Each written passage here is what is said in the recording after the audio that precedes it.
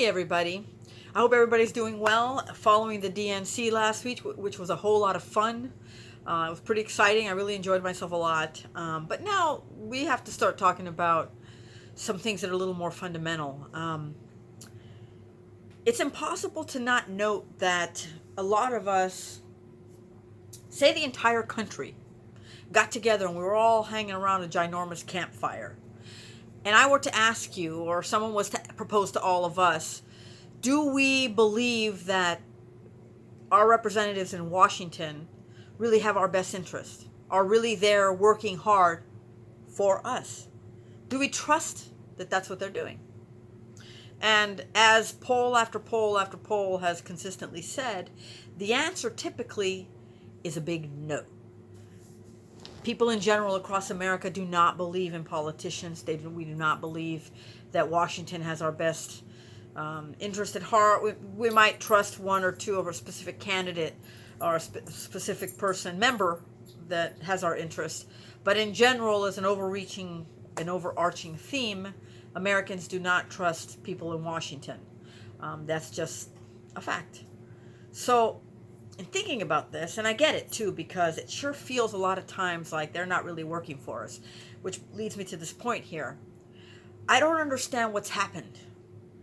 How it is politicians have managed to convince us that it is somehow in our best interest to pay them not to work. Let me give you an example.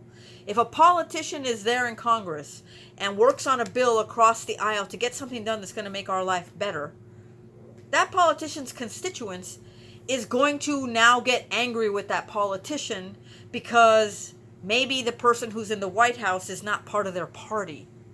Think about how crazy that is. I want to really emphasize this. We are, in essence, paying politicians not to work. And when they do work, a lot of people get mad at them. The only time it's okay to work is if it's a politician in the party from which we come working for a president that is part of that same party. Otherwise, constituents get pissed. Americans get angry and go after that politician, oftentimes threatening to primary and boot him out of office for doing their job. Do you realize how twisted that is? That is what they have done to us. The worst thing that we can do is be paying these people to go there and not work. But what we are in essence telling them is, hey, we're going to give you hundreds of thousands of dollars every year to not work, and you get to spend all day, every day, going out there trying to generate more money so that you can stay in office to get paid not to work, to go make more money, to stay in office, to get paid not to work, to make more money, to stay in office. To illustrate this point, I'm going to select here Bernie Sanders. I'm not trying to trash Bernie Sanders or any party because I really think we all need to be thinking about this. But Bernie Sanders, when he first ran for office in 2016, I'm talking about presidential office, not the seat he holds. Bernie was worth a few $100,000. He was not a wealthy man. He was trying to build security, but he's not a wealthy man. And this is after, nearly 4 decades in office. He was not rich because he wasn't there trying to make himself rich. But when he ran for president, he made so much money that after that campaign, Bernie Sanders became a millionaire. Look at Mitch McConnell. Mitch McConnell went to the Senate. I'm sure he was probably comfortable, but he wasn't some mega rich dude. Now Mitch McConnell's worth tens of millions of dollars. Don't you see how off this is? We are in essence paying them to not make our lives better, and this is not right. So I would say to all my fellow Americans out there, if you're looking at people in Washington, people who represent you in Washington, and you're saying, I don't really trust that guy, guess what? We don't have to hire them. They work for us. Imagine owning a tiny little store, a little shop, and you hire someone to stock your shelves.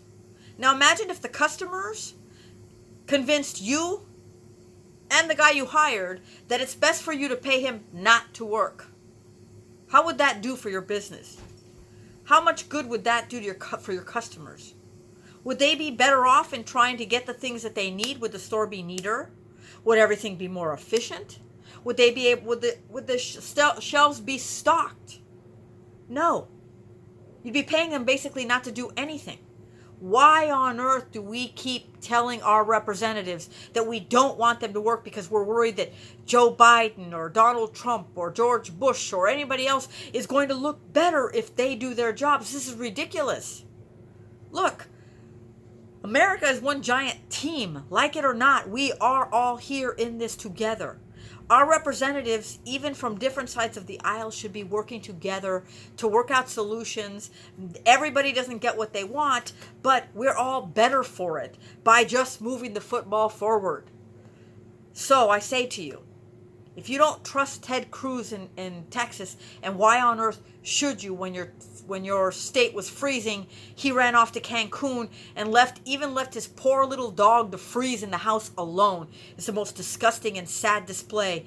And yet Texans who can't stand him, you run a poll in Texas, most Texas Republicans cannot stand that slime ball. And yet they will continue to vote for him because there's an R next to his party affiliation. I just say to you, even if once you vote for a Democrat, who cares? If ultimately what it results in is a better Republican candidate who's actually going to give a crap about you and go to Washington and work for you, it's worth it to do it. Sometimes you got to fire people. Sometimes you have to let them know, hey, I'm not going to keep paying you to run around the country to work, to earn more money for yourself and not do a damn thing for me and my family and my city and my county and my state. Please, guys. Let's knock this nonsense off. Let's stop letting them convince us that it's better to hire them to do zilch. That's all I got to say. Ciao.